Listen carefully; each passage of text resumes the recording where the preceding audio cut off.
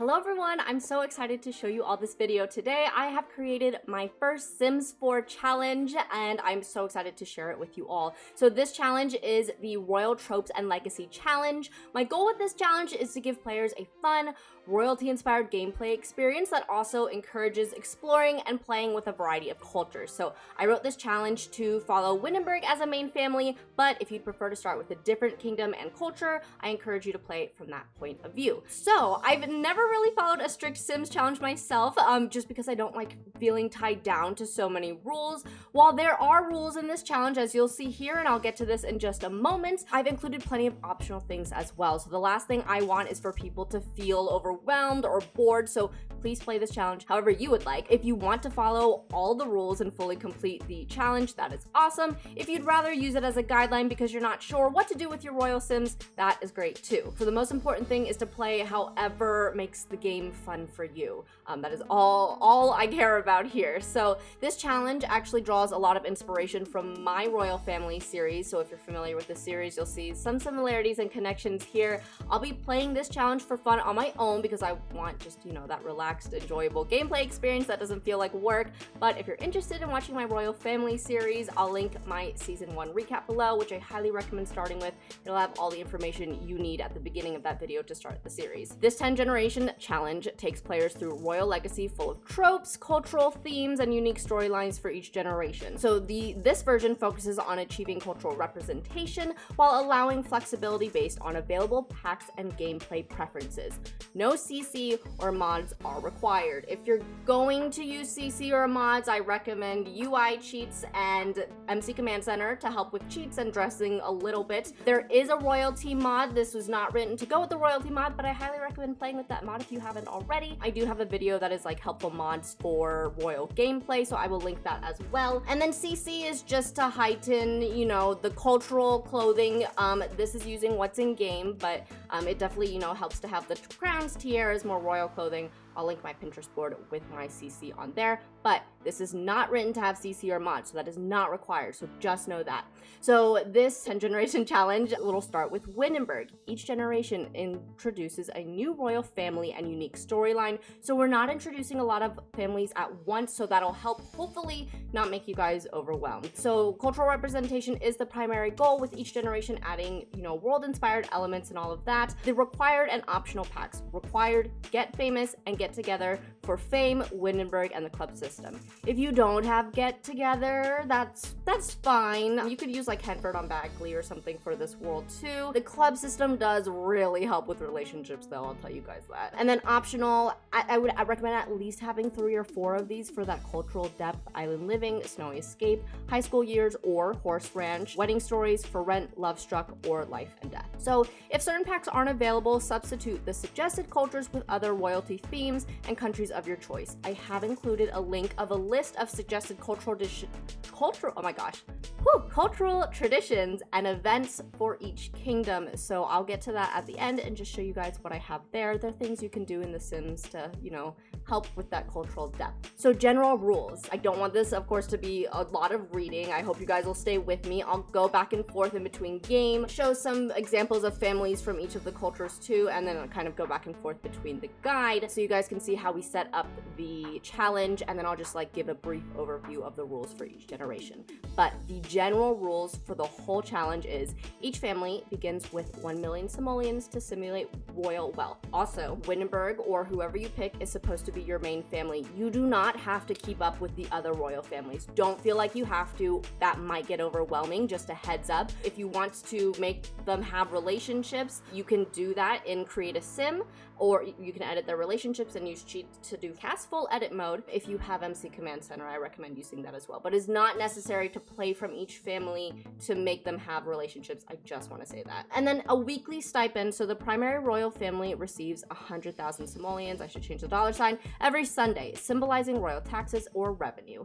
And then fame requirements. Each main family's heir should ideally achieve global superstar fame before they take the throne. We'll talk about that more in each generation. Some of those change depending on what it is. If the heir ascends to the throne without this status, they face skepticism from other royals who might, you could express this by using mean interactions from the other royals. And then succession, if the reigning monarch dies, their heir immediately ascends to the throne, whether they've reached the global superstar or not. Marriage dowries, royal marriages bring in 200,000 simoleons, noble marriages bring in 100,000 simoleons, and no dowry is given for commoner marriages. And then, of course, use mean-friendly romance interactions to build the storyline, and we'll get to that in just a moment. I have a list of suggested titles by culture here if you want to use those. And then this is the generational rules. So I'm about to go in game, but for generation 1, that is your founding generation, founding the royal line. Aspiration will be successful lineage for the Windenburg king. Trope, establish alliances through arranged marriages. So to set this up, make a Windenburg king, and they can have a spouse, either queen, prince consort, or sovereign consort. And then we'll enter live mode. So let's go ahead and do that. I recommend them being a young adult or an adult age. And then we want a successful lineage for the aspiration. I don't get too detailed into the traits and stuff, but we'll talk about a bit more of the traits, depending on their skills and stuff in just a moment. But let's go in game with our Windenburg royals, our founding line. All right, so we want to move to Windenburg and then download the lot that you would like.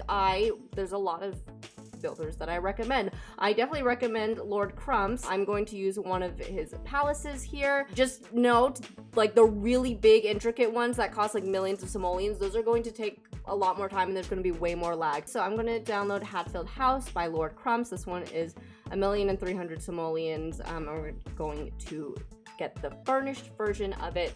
Again, I don't recommend getting one, unless your computer can handle it. I don't recommend getting one that's millions of simoleons.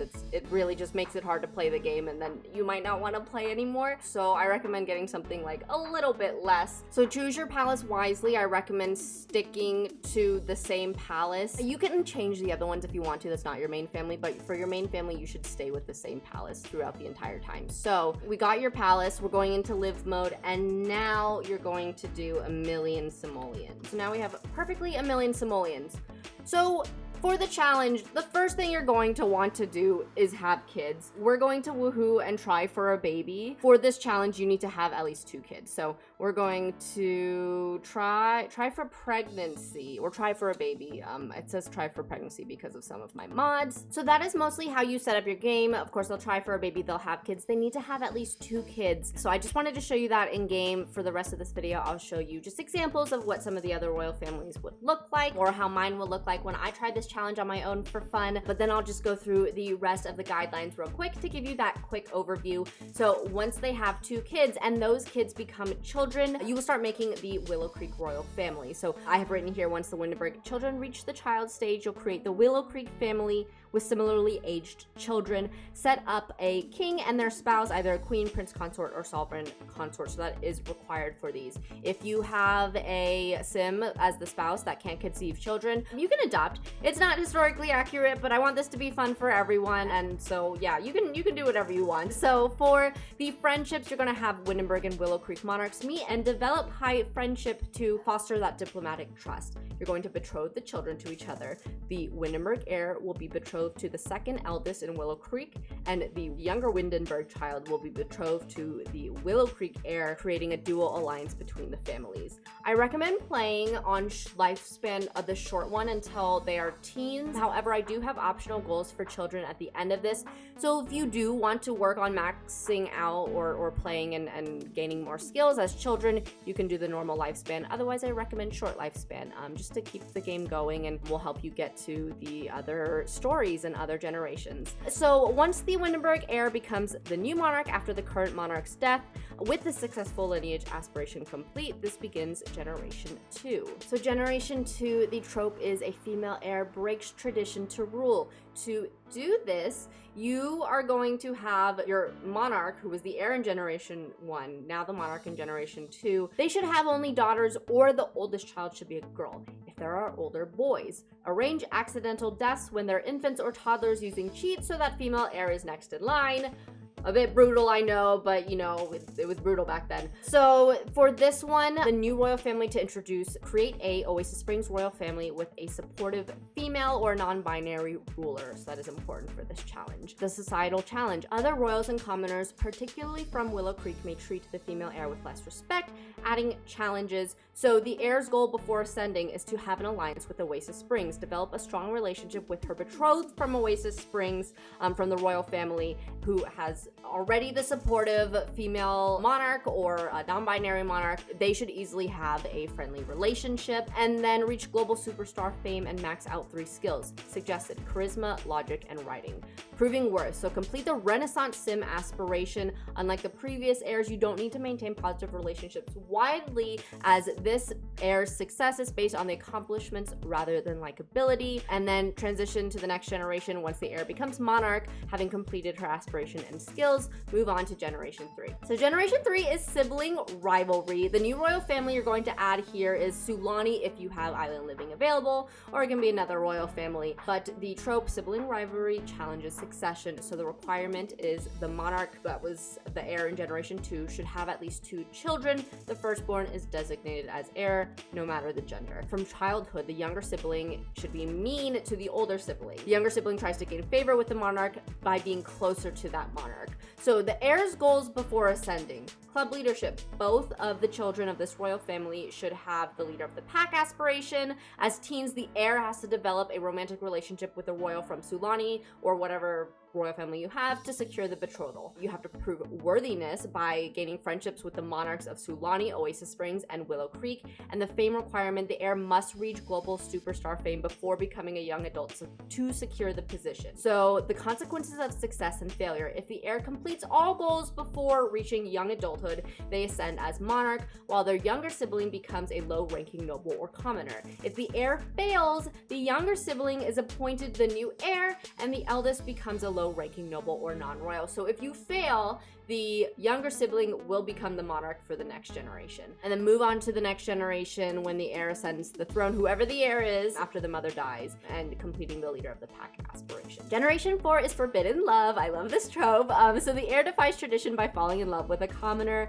I recommend adding Mount Komorebi if Snowy Escape is available. So to set this one up, the monarch should only have 1 child. This will increase the stakes for the heir's choice of partner. So I recommend playing on the short lifespan until the heir reaches their teen years, which is when the storyline will begin. When they reach teen, they will be introduced to the royal family of Mount Komorebi and to their betrothed, their new betrothed from the Mount Komorebi royal family. However, your heir will fall in love with a commoner instead. So this one you're actually going to play a lot from the commoner's perspective. If you need to add them to the family, you can, that's fine. There's also mods like Control Any Sim mod that you could use, but if you don't use mods, you can just add them to the family. So the commoner must work to max out their charisma, achieve global superstar fame, and attain a pristine reputation before reaching young adulthood. If they fail, the heir will be forced to marry the Mount Komorebi royal. Also, to add a little bit of twist, I wanted to add the monarch's disapproval and the rivalry with the Mount Komorebi royal. So the Mount Komorebi royal or substitute family from another available world becomes a rival for the commoner, using mean interactions to the commoner, spreading rumors about the commoner to complicate their relationship. So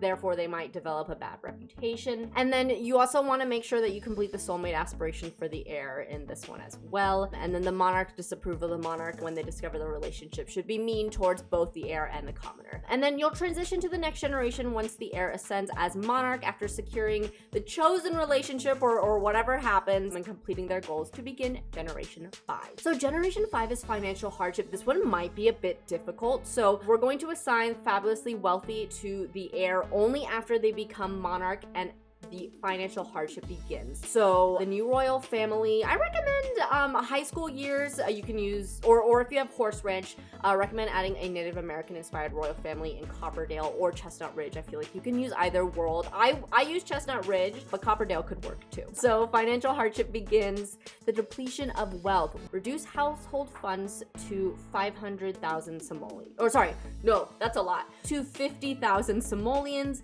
simulating an economic depression progression. So assign fabulously wealthy aspiration to the monarch once they begin to struggle. So they have that, you know, urge to restore the financial stability. The Sunday income suspension, the family no longer receives a weekly stipend of 100,000 simoleons, and then you will have to rely solely on earnings, marriage dowries, and resourcefulness. So careers and earnings, maybe the members of the royal family, including the monarch, can join careers to earn money. Things that are fitting, political, maybe are like a painter or a musician or something like that. Marriage dowries, marry off children strategically to nobles or royals, bringing in dowries to aid household finances. So remember, 200,000 simoleons for if they marry a royal, 100,000 simoleons if they marry a noble. A tip? I recommend having a lot of kids in this generation. That is going to help a lot. And then wealth restoration, complete the fabulously wealthy aspiration by reaching a total of 1 million simoleons to ensure a stable future for the next generation. If you fail to do that, they will forfeit the weekly stipend for the rest of the challenge, adding difficulty for the generations. And then for the next generation, so progress to Gen 6, once the monarch has died and the family's wealth has been restored. If you don't restore that, again, you just don't get the stipend anymore, but you have until they die, so hopefully you guys can do it. I know you can. And then the Generation 6 is tragic loss. So the aspiration is the friend of the world for the heir, and this will be, I think, given to them after the loss of their elder sibling. So if Wedding Stories is available, I recommend introducing the Tartosa royal family. So the eldest sibling and second eldest, now heir, are best friends as children, making the sudden loss more difficult. So sorry, the eldest sibling is the heir, and then they have a second oldest. So you need to have at least 2 kids for this one. And then the eldest sibling dies as a teenager, and the suggested causes could be fire, accidental death from like heat or cold or anger, symbolizing a heart condition. So after the death of the oldest child, there's a personality shift. So before the tragedy, the second eldest was cheerful and lighthearted. Maybe they're in a relationship with someone who's a noble or a minor royal, and then they have a transformation after the loss. They're going to get the gloomy traits, and they will just become, you know, much more serious, which will strain their relationship with their former sweetheart, who struggles to understand their new disposition. And then the new betrothal, the heir is betrothed to a Tartosa royal who was possibly intended for the late sibling. This new match brings empathy and compassion that resonates with the heir's grief. So the goal is to complete your aspiration, friend of the world, and to build meaningful friendships. I figured friend of the world because after their sibling dies, they know life is fleeting, so they want to keep as many friends as possible. And then skills and fame, make sure that you are the global superstar, and I recommend having charisma and all of that as well. So your goal is to focus on building alliances and nurturing friendships, creating a legacy of compassion and unity inspired by the bond with their lost sibling. And then you'll transition to the next generation. So the heir becomes monarch after completing the aspiration and building a strong support network, leading into Generation 7. And then for Generation 7, this has Betrayal and Unity. So I recommend adding Del Sol Valley for the new royal family, which is Middle Eastern inspired, or another available kingdom. You're going to have the neighborhood confidant to the heir only after they become monarch, and then the chief of mischief for the betrayer. So for this trope attempted to unify kingdoms while facing betrayal from within. So the lifespan, I recommend playing on short until the heir ages up. Betrothal, arrange a betrothal between the heir and a royal from Del Sol Valley. So the goal, upon becoming monarch, the heir is assigned to the neighborhood confidant aspiration with the goal of uniting the kingdoms. The betrayer, create a royal advisor as the betrayer, or you could have it be a sibling, or you could have it be a member of the spouse's royal family. Play as a betrayer occasionally to sabotage the monarch's relationship using mischief interactions, gossip, and spread rumors. And then the betrayer's motivation, so the betrayer might fear the unification that the monarch wants to have, or they have personal ambitions to oppose the monarch's influence. They work to undermine the monarch's mission by sowing distrust and spreading rumors. So the goal of the monarch for this one, you need to repair your reputation. So the monarch's perspective to counter the betrayer's efforts, complete the neighborhood confidant aspiration by assisting others. I recommend when the betrayer starts, they'll probably get a bad reputation or a poor reputation. So the goal for the monarch for this one is to maintain a good or pristine reputation by the end of their reign. But I think to make things more complicated here, if you want to hurry things along, when the betrayer starts like spreading rumors and stuff, I would say to make the reputation of the monarch a poor reputation here. So transition to the next generation, move to Generation 8 after monarch's death. with alliances and reputation intact, or damage, setting the stage for the next generation's challenges. If they die with a poor reputation, their heir will inherit a negative reputation, and you can use cheats if necessary for that one. Generation 8 is enemies to lovers or friends, so the aspiration is the serial romantic for the heir, which might honestly go along with the poor reputation. If your previous generation's reputation was good by the time they died, honestly, their heir might make it bad again. So the aspiration is a serial romantic for the heir. Switch to soulmate or friend of the world after the serial romantic aspiration is complete. The trope, rivals in arranged marriage who eventually develop a deep, genuine romance or friendship. And then new royal families either add Tumblr or MiraRae, you could add either one. And then the setup for this, so the lifespan, I recommend playing on short lifespan until they become teens. Arrange betrothal of the heirs to marry a royal from Tumblr or MiraRae, and they need to argue the first time they meet and become enemies. So here is the journey before ascending, so establish the rivalry by using mean interactions. Serial romantic aspiration, so the betrothed will complete that aspiration. They need to have a bastard child, so the heir should have a child with one of their romantic interests outside of the arranged marriage. This will set up for the next generation. And then character growth and friendship after completing the serial romantic aspiration. Work on building a strong friendship with the betrothed by using friendly interactions. This should create a foundation of trust and understanding before any romantic developments if they choose that path. And then developing a lasting bond after establishing a solid friendship. The heir can either pursue a romance by switching to soulmate or cultivate a platonic relationship by using the friend of the world. So the goal, before enemies to lovers or the friendship arc resolves,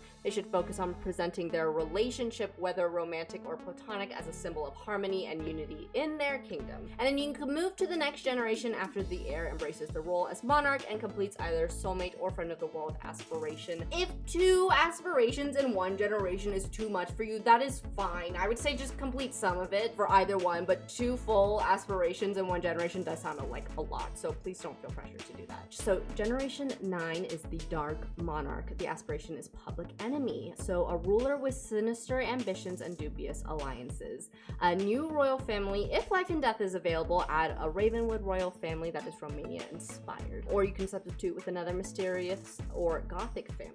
So the bastard child from generation 8 ascends to the throne under controversial circumstances, using cunning and manipulation to establish their rule and assert a place in the family that once excluded them. So the setup here, the starting role, begin playing as the bastard child who unexpectedly inherits the throne, sidelining the rightful heir and creating discord with their family. So the rightful heir and that royal family is going to be banished. I recommend maybe Newcrest. You can banish them to like a really small lot in Newcrest. Ambitions and dark interests, so the new ruler, you could have fascination with hidden lore and crypts, especially if life and death is available. So the goal as monarch for the heir, manipulative relationships, use mean and mischief interactions, destabilize alliances and assert dominance. Public enemy aspiration, complete the public enemy aspiration. Legacy of fear and exile, establish a reputation of dominance and intimidation. To consolidate power, the Dark Monarch banishes the rightful heir and their families. That's what I just said, sending them to Newcrest. And then transition to the next generation. So this setup leads to generation 10, where the rightful heir's descendants, now growing up in exile,